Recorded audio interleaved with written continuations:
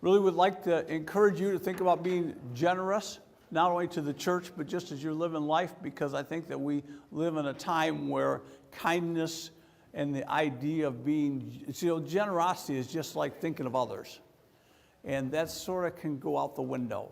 And generosity really can look as simple as like just checking in on your friends, how they doing, what's going on. This morning, I want to talk to us a little bit about the power of our words, our speech, the language that we use. I feel like we as a culture have lost the ability to communicate. And I think that's one of the things that God speaks so much about is our language and how do we use that in a meaningful way. Sean's going to play this really cool video, and then I'm going to be back up. Yeah, that's you. That's Sean in the back there. Yeah, that's that guy.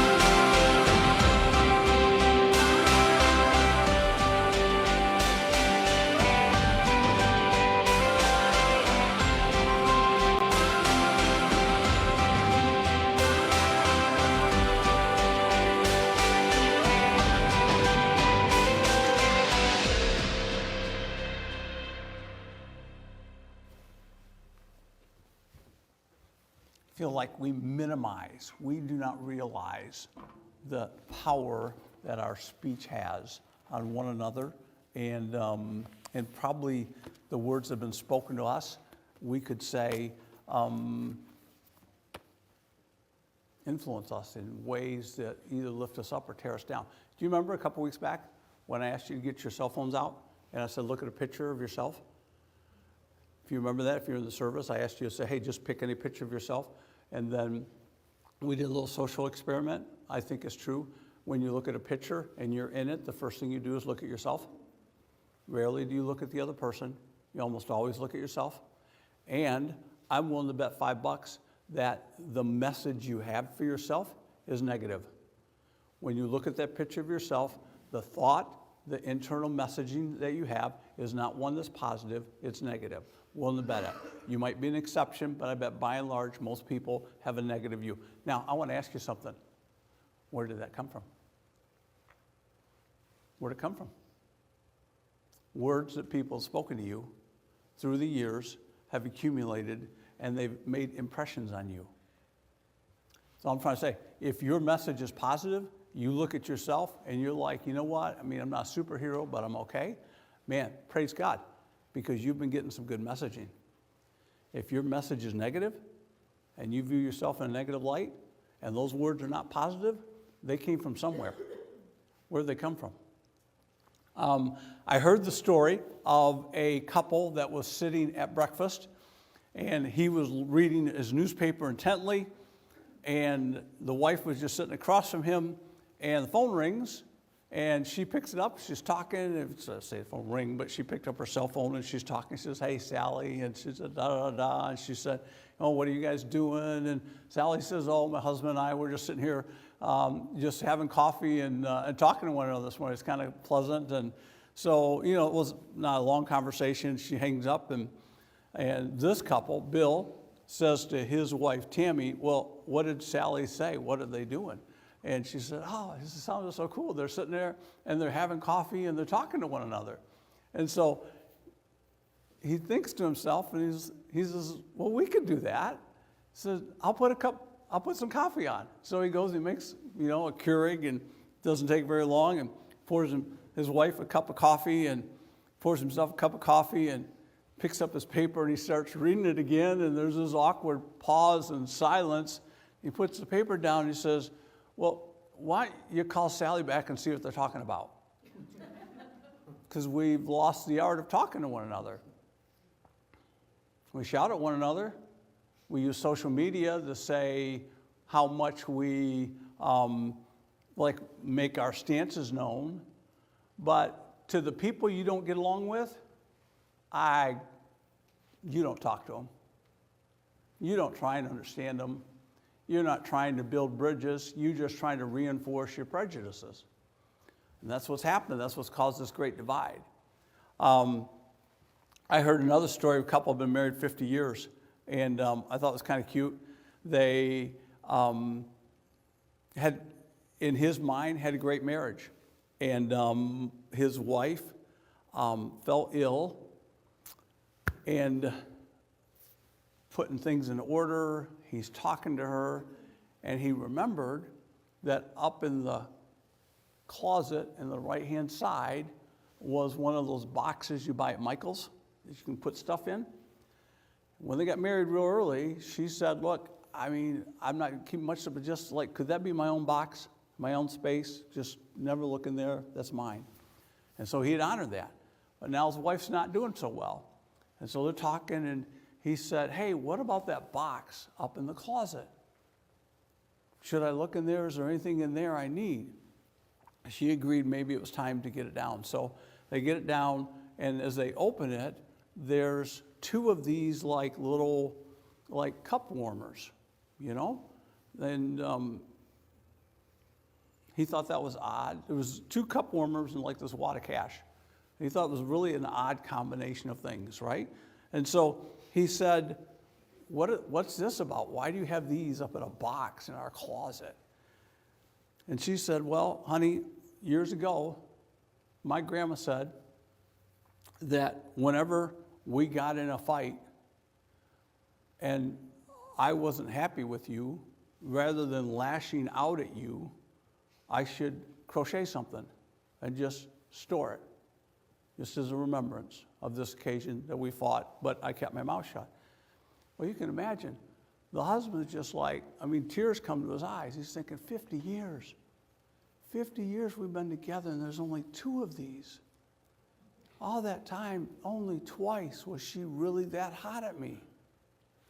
And he's worked up over this.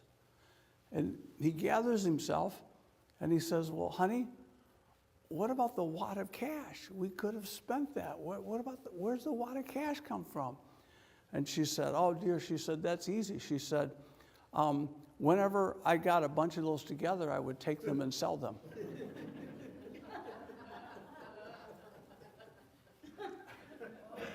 Our words have tremendous ability to build people up or tear them down. And this morning, I think I don't want to camp so much. We're going to touch a little bit on the negativity of words. I think most of us get that, but I want to remind us of it because Paul reminded us of it. If you have a Bible, your app, and if you would open to Ephesians in the 4th chapter. I want to see if we make that work here. Boom. Ephesians chapter 4. I'm going to begin reading verse 29, just 2 or 3 verses right here.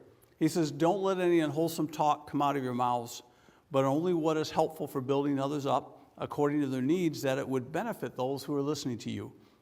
And don't grieve the Holy Spirit of God, with whom you were sealed for the day of redemption. Get rid of all bitterness and your rage and your anger, your brawling and your slander, along with every form of malice. Be kind and compassionate to one another. You forgive each other, just as in Christ God has forgiven you. That's it. These 2 or 3 verses, right? But there's a lot to unpack that I think, as someone who's out there like you, every day we're encountering people who are talking to us. We're encountering speech, maybe our own words, the words we're using when we communicate, all right?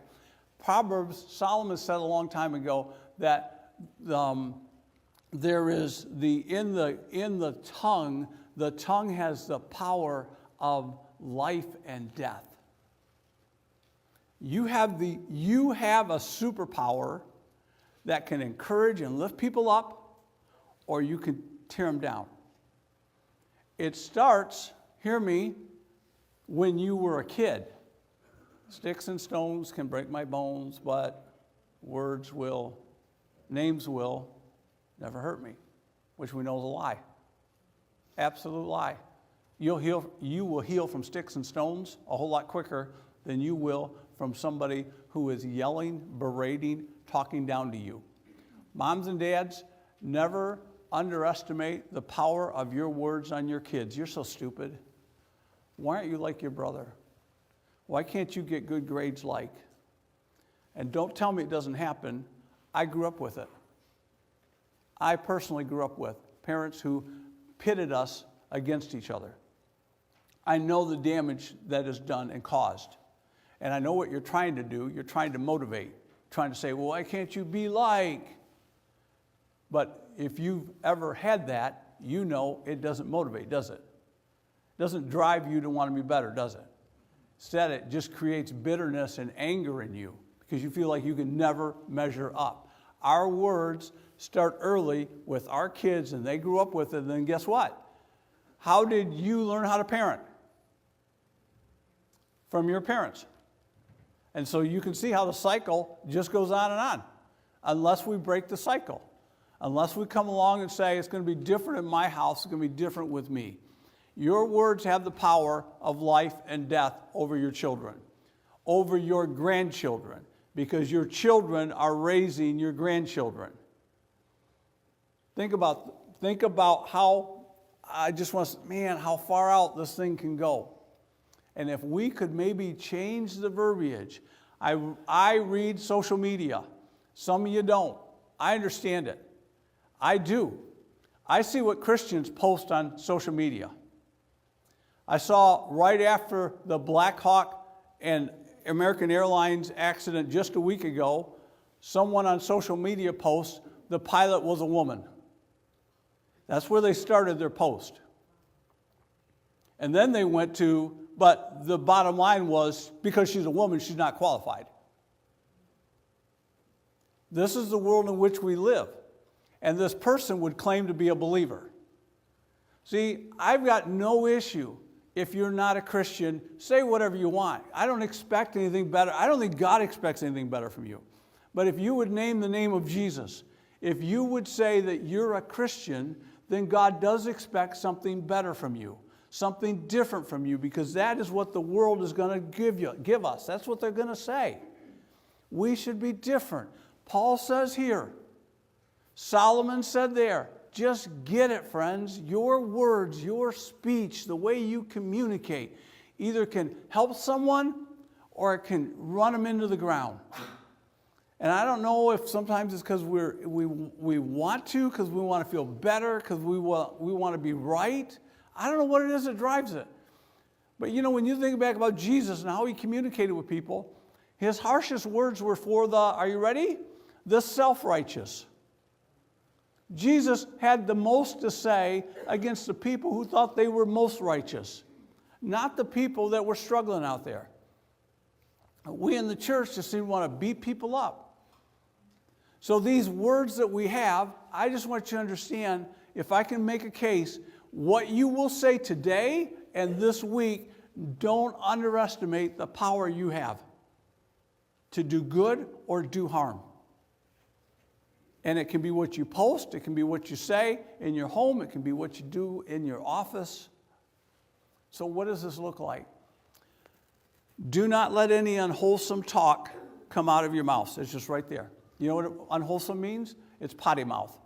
It is, when was the last time you opened the trash and you had to hold your nose? It's that. It's putrid. If you've, it's been a long time since I've done sour spoiled milk. That's what this would be like, right? Can you think of diapers that have been left somewhere that they shouldn't have been left? Okay? That's what you're talking about here. That is what he means here. Do not let any of that kind of stench come from your mouth. It's just not to be, right? It's decaying, it's rotten. How many of you enjoy eating spoiled food? Just, I'm asking. Anybody? Anybody has spoiled food recently? Now, maybe, well, I know what it was. It was during COVID. During COVID. And I packed like these emergency bags in our basement. Okay? Because what if we ever need them, right? And in my infinite wisdom, I took those peaches that are like cellophane wrapped, and I thought, you should have fresh fruit in case something bad ever happens, right? And I found one of these bags here when I was cleaning the basement, so it's been 4 years. And I opened it up, and I'm like, man, those peaches don't look good. Processed peaches, as I'm thinking to myself, they're all brown. And there's a part of me that says, well, they haven't been opened. They probably are still good, right? But they just didn't look good. And I promise you, there was a part of me that wanted to open, and I thought, well, once I open it, I can't unsmell it if it's bad. I got 4 of these, and now I'm feeling like I just wasted that money. All these thoughts in real time. Like, well, I can't throw them away. Well, what am I going to do with them? I'm not going to eat them. You don't eat rotten food, do you? You throw it away, right? True confessions, like my wife's buying too much cheese. There's a couple of times here, like I've opened up cheese and like there's mold, and I'm like, we got to eat more cheese. I mean, something, but I promise you, here's what I didn't do. I didn't say to myself, well, what if I just grill it and make a grilled cheese sandwich? Won't the heat like kill the mold, like I'll be fine? I didn't do that. What did I do? I pitched it. You get it. Rotten food will harm you. Stinky food, it just makes everybody around you go, oh. Hear me. Your stinky language does the same. Now, I'm looking at you, and I don't know. There's nobody I'm speaking to this morning. I think they're all online. So honestly, if you're online, I'm talking to you. These people are fine, okay? We understand that, all right? So what does this look like? I'm just going to blow through some of these. Slander or gossip come to mind. When slander is just speaking ill of someone. Come on. Yeah, I think you understand what slander is. Slander is like, I'm trying to attack your character, okay? Gossip could be very much true. It's just, you have no business passing along, right? You are saying and passing along information that doesn't belong to you. That's the way I look at it. You just have no right, or maybe you have it, but you don't have any right to share it. I heard about a church group, and somebody said they commented on a musician that they liked and how meaningful their music was. And another person at the table said, well, did you know, I heard that he was in a group for people who struggle with eating. He was bulimic. And my friend was in that group, and he was in that group, and he just struggles with that. That person had knowledge that didn't need to be shared with everybody. That's gossip. That's slander. And if there's a sin in the church that we tolerate, it's gossip. We don't shut it down. We don't speak to it. We sometimes traffic in it. And God says in the Psalms, he says, man, you want to know what I hate? I hate liars. I hate gossips. I hate slanderers. Should we kill babies? Warman, where are you going with that? No, so, I mean, do you think it's acceptable to like harm babies? Why do we tolerate gossip? Because we think that the words are not as mean or as meaningful as causing harm to somebody physically. That's why we tolerate it. And if I could just ask you to think about that, and if we could just clean up the potty mouth of the slander, the gossip, the lying behind me. Lying is just not telling the truth. Can I ask you a question, moms and dads? Do you want your kids to tell the truth or not? Just as simple as that. Do you tolerate dishonesty from your kids? And if you won't, why? Why do you want your kids to tell the truth? You should ask yourself that. Why? And I would suggest to you that it's because you want to build and instill in them trustworthiness, that what you say I can believe. Why do people lie? Why don't people tell the truth? Why do people tell white lies? Are white lies okay? You know what white lies are, right? They're not like the bad lies. They're just like, well, I just fudged the truth a little bit. Favorite story here in the church. Admin, years ago, said, well, Pastor Mike's not in the office right now. I was in the next room. I heard it. I came out. I said, I'm not trying to be mean. Why did you say that? Well, because I knew you were busy. You didn't want to be like, I said, well, I get it, but you just lied. I just tell them, Pastor Mike's not taking phone calls. That accomplishes the same thing, but you don't got to say he's not here. But we allow lying. We allow white lies. I grew up with a mom who would say to me, tell them I'm not home. What did I grow up? What was the model? Well, that's okay, isn't it? To fudge a little bit. And so we grow up and we come in. How many of you are like managers of people? Are you good with people fudging and lying to you? You good with people like just skimming the reports just a little bit to make your numbers look okay? Is that acceptable? I bet you some of you would say no, but it is, right? Because you do it, right? You got to like appease the higher ups. And so we've built in this culture of just not being truthful. If you're not truthful, I think you sacrifice your character a little bit. I think you die inside. I think you're less a man or less a woman. You just stab yourself a little bit. We typically lie. When I asked you a moment ago, why do people lie? We lie either to hurt somebody else. I want to get them, or we're trying to make ourselves look better. And when you look at our politicians who lie, because it's out there, both sides of the aisle, why do they lie? Why do they not tell us the truth? Because they want our votes.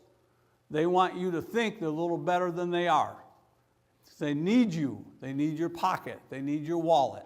So they're not telling you the truth. And we accept it. And God says, I detest liars. That's pretty strong. Okay? Blaming others. Profanity. I think you get that, right? Being critical, hypercritical people. Profanity. The F-bomb. I was in I officiate. So I'm with some other guys that do CYC basketball. If you're familiar with the Catholic Youth Organization, they have a league, right? And we were talking about a coach who said, he said on the floor, he yelled out, "Damn it, Johnny!" Or a kid who made a long pass. And I said, "Was that a technical foul?" And they're like, No. Had he said, "God damn it, Johnny," we'd have whacked him. Probably sent him out of the gym. We accept the F-bomb now and stuff like it. Oh, I thought this was sort of interesting. They did a study that was published in the Wall Street Journal in 1985. The F-bomb was used 511 times. Okay? In 2023, it was used 22,177. We've just become, as a culture, desensitized to language, to profanity. I know what happens on the job. On a basketball court, if I hear it, it's a technical foul. Technical foul, I write it up, the other team's going to shoot 2 free throws. On a basketball game. It's a basketball game. Doesn't really matter. Why is it a big deal? Why do we allow it? So Paul would say, man, we're talking about like your potty mouth, the profanity, the blame, making light of God's name. Here's one that if I could just encourage, I see this in Christian circles. OMG. Oh my God.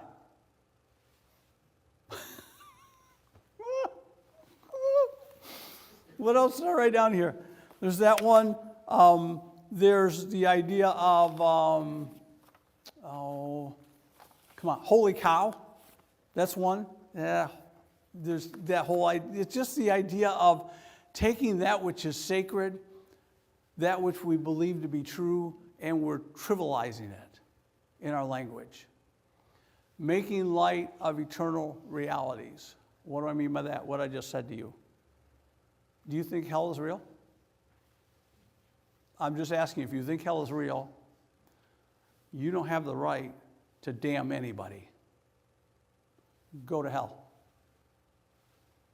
I've heard Christians say that. Hell no. These things ought not come from our lips. So what do I do if I hear it? What do I do if I hear it? Like, okay, Mike, you maybe made a case. I don't want to say it. I don't say it. But what do I do if I hear it? And I think it might behoove you to think about, could you just say, hey, do we need to? Hey, is that necessary?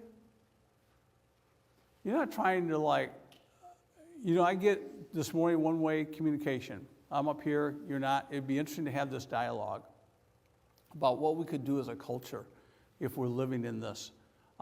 Because I don't want to, like a student who says that to me on the basketball floor, I have the power to technical foul them, okay? I doubt that's seriously going to change their mindset. But how do we do this here? And maybe my point would be, as believers, as Christians, do we have an obligation to our brothers and sisters to help us be better? Or do we just tolerate it because it's going to be awkward to say something, right? It's going to be like, oh. I think it's worth your thinking about. That's on the negative side, and I understand that. Here's where I really wanted to go, is to spend some time. Well, here's the reason why. It says here, these things are things that grieve God's Holy Spirit. Do not grieve. Remember, don't let this talk come out of your mouth. Only things that are helpful for building up. And don't grieve the Spirit of God. What causes God within you to be pained is our language. Thought that was interesting to me. The grief comes after he's talking about our words, about how we relate to one another. And when we don't relate in a way that builds others up and encourages people, we cause distress. We cause an angst in the Spirit of God. You have that kind of, think about that for a second. Did you ever think that your actions, your words would cause God to either rejoice or go, oh? Because that's what the text seems to imply here, that you influence God, His Spirit in you, by how you treat, respond, the language you use. So here's where I want to focus now. It says, don't have the potty mouth, but do the things that are helpful for building others up. Legos, construction. That's what this word means. That's what this idea is. And I want to pause here and just ask us to think about something for a second. That is, what are the words that we can use that would encourage others, that would help each other, that would lift each other up? I want to ask you that right now. I want you to think about this week that's coming up, and what are things that people could say to you that would cause your spirit to be like rejuvenated, like feel good, like, yeah. What are words that people could say to you? Is there anything people could say to you that would make you have a good day? What would it be? How complicated would it be? Let me give you some to maybe try on. If you want to write these down, I would encourage you to. How can I help you? What could I do to help? If you sense somebody that's not having like the best of days, could you say, what could I do to help? Is there anything I can take off your plate? What could I do that would be an encouragement? I've just tried to say it a number of ways, but do you understand? Those of you who work under somebody, you can sometimes sense when that person above you is stressed. Would it ever cross your mind to say, how could I help? Is there anything I can take off your plate? And they might say, no. But I bet you, I just don't think it happens. I don't think 10 people are out there saying, how can I help you? I bet you if there's one, and what if it was you that just said, is there something I can do? What if we said this week, you sent somebody in pain, that sounds like it really hurts.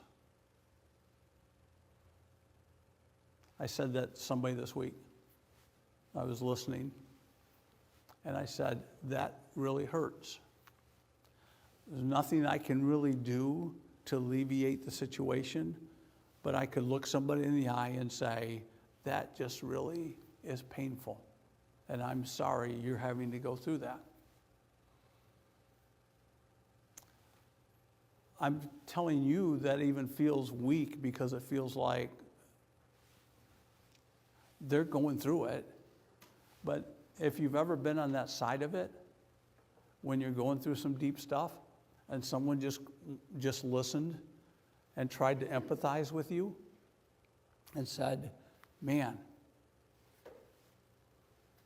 I feel like this is inadequate to do anything, but I want you to know that can't be good. What if you were able to say, thank you. Just thank you. Express gratitude. Just be grateful. I worked a tournament basketball game in Borgia yesterday. I got asked this week. You know what I did at 11:30 last night? I texted the assigner who gave me the game, and I just said, hey, I just wanted to say thanks for choosing me. Be on that game. I had a good day today. I enjoyed the game. I didn't have to. But again, I think gratitude and being thankful, it sounds so easy. I just don't hear it. Maybe you hear it more than I do. I just don't hear people expressing appreciation much. That's why I think it stands out. That's why I think if I understand one of the things of God being at work in me is having a grateful heart. Just being grateful, thankful, and then letting people know that. Hey, thanks for, hey, appreciate you. I'm not good at this. I'm trying to be better this year for 2025 because I heard it from a friend in another part of the country. Instead of saying thank you, I'm working really hard on saying, I appreciate you. Instead of thanks, I appreciate you. I appreciate what you did. Because thank you can just flow, right? Oh, thanks. I appreciate you. You got to work a little more syllables in there. But it's trying to say the same thing differently in a fresh way. What if words that help? What if you just kept your mouth shut? Seriously. What if you just stayed silent? You ever run into a know-it-all? Do you ever encounter the person that has something to say about everything? Don't you ever just wish they would shut up? just stay silent. That would mean so much. Sometimes the best thing you can do to be of help is not say everything you know. We guys, most men want to fix things. Wife comes to you with a problem, you want to fix it. I want to solve it. Why do you want to solve it? Because I don't want to listen to it anymore. Let's just fix this. Women sometimes just want to express the problem. And the best thing you can do is just say, man, that just sounds like that was terrible. Man, you just stay silent. Instead of, what I have a tendency to do is, why didn't you do this? Why didn't you do this? Because I want to fix it. I want to alleviate the problem. Sometimes just being quiet. What if your words were,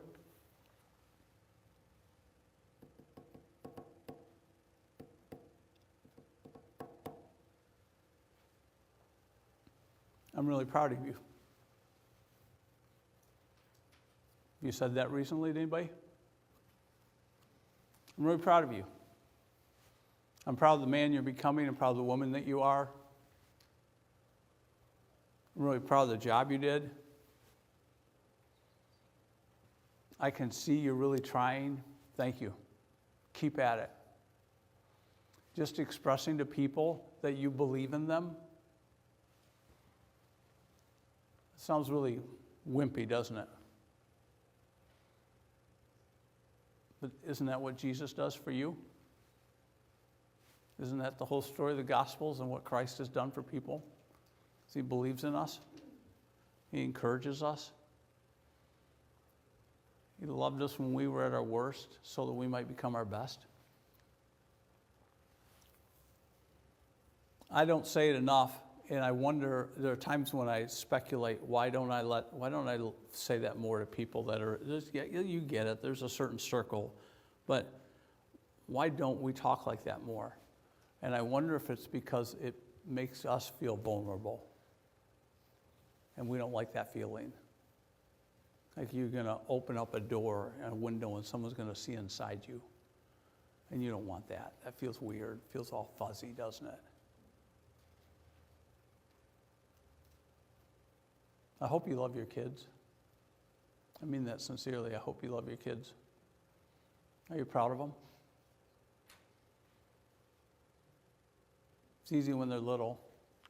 We put the clip art on the fridge, right? All those pictures go in the fridge. We got one of James. I'm not even sure James did it. You know what I'm saying? How's a 15-month-old color picture, but he's on the fridge, right? Fridges seem to be the new monument where we display things. Struck me that recently when one of our kids, who are all adults now, commented on how their picture was the fewest on the fridge. I got a picture of there's no pictures of me.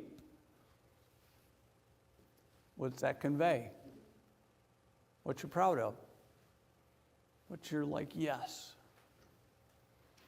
What if over the next month, once a week, you made a point to tell somebody that you believed in them, that you were proud of them, that you were grateful for them, and you said, hey, I'm thankful for, and you spell it out? Do you think that would change the dynamics of your relationships with your words? That's what I want you to understand. Like, I'm not the smartest, sharpest crayon in the box. But man, if there's something as simple as like my speech and the way I interact with people, how helpful that might be to people, can't I do that? Couldn't I do that as a follower of Christ? Couldn't you? Wouldn't that make a difference? Instead of telling people all the things you're against, what if you started telling people what you're for? I get it. Tell them, you're not Republican, you're not Democrat. I don't care about that stuff. Tell me what you're for. Tell me what you believe in. Tell me how you're building people up. Tell me how people are better for having been around you. That's what I want to know. Because I think that's what Christ calls us to do. And I think when we talk about how do we bridge the divide that we're facing, it's when people start listening to one another. People start talking to one another. When people say to someone else, I think words that would help would be, can you help me, can you tell me a little bit about why you believe that? I'm not putting you on the spot, I just want to know why do you think that way? And hearing from people. I've got 3 homework assignments I want to give you, and then a story. The team's coming up. Here's your first homework assignment.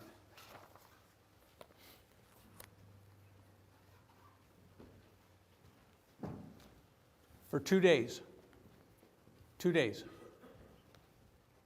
keep track of what comes out of your mouth. What's negative, what's positive. If you just would journal.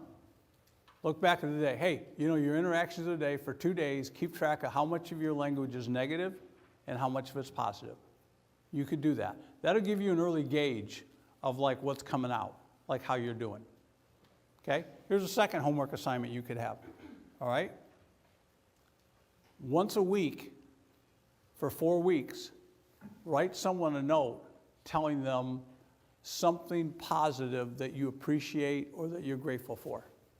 Just one person, once a week, for 4 weeks. They said Notre Dame did a study. I read this, it was a few years back, where they took 100 and some odd college and adults, various income, split the genders. They had the group that they didn't really do anything with, they split the groups in 2 groups. So what they called just a normal group, they just said, hey, for 10 weeks, we want you to just sort of journal and chronicle just as you're going about living life, your interactions with people. Were they positive? Were they negative?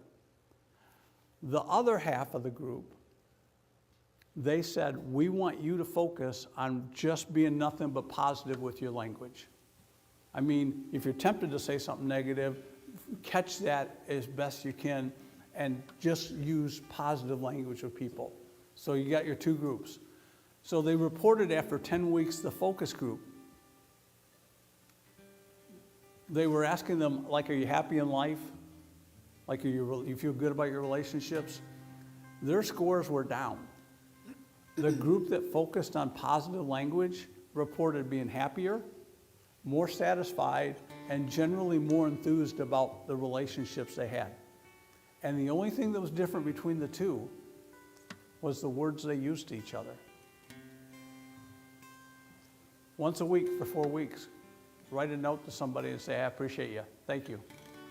You did this. I noticed. Thanks when you said. You can make it whatever. It's just, will you do it? Will you take the time to write a note? Third homework assignment. This will be the toughest one. And I'm not sure how many of you can pull this off, if I'm honest. I mean that. But maybe a couple of you could, and that's why I'm throwing it out there. Find somebody you disagree with and have coffee with them. For the sole purpose for you to talk and ask them why they believe, or, you may have somebody in your world that doesn't think the same way you do. That may be a shocker, I don't know. But you won't take the step to find out why do they hold the views they hold. And you know why you won't? Because you feel the need to be right. And what if they say something that it's just better to stay in my bubble and think I'm right than enter into someone else's and maybe have to think about what they're saying and where they're coming from. I don't think, you know what? People that are secure in their beliefs are not threatened by somebody else's. If you find yourself feeling like, and I gotta respond, then probably it just says more about you. Would you, over the next 4 weeks, find somebody you disagree with and have a 30-minute conversation, 45-minute with, just talk about why they believe what they believe? We, as an elder team, last week met, and want to say this to the church at large. We have people post various things on social media that might shock you, because we're a diverse group. We're not going to police people's social media. That's what our elder team came to. If you're a Republican, if you're a Democrat, more power to you. Isn't this a country that's built on free speech? Isn't that one of the First Amendments? And I will say this to you as a congregation, because I said it to our elder team. I don't believe that you believe in the First Amendment until you're willing to back up the person who speaks something you disagree with. Until then, all you're doing is just echoing your echo chamber. You just want your little, when you start defending someone else's right to say something you disagree with, then I know that you believe in the First Amendment. So as a church, we're not looking to police people's social media. We ask you to be respectful of people. If there's somebody there that you disagree with, you don't have to hate it.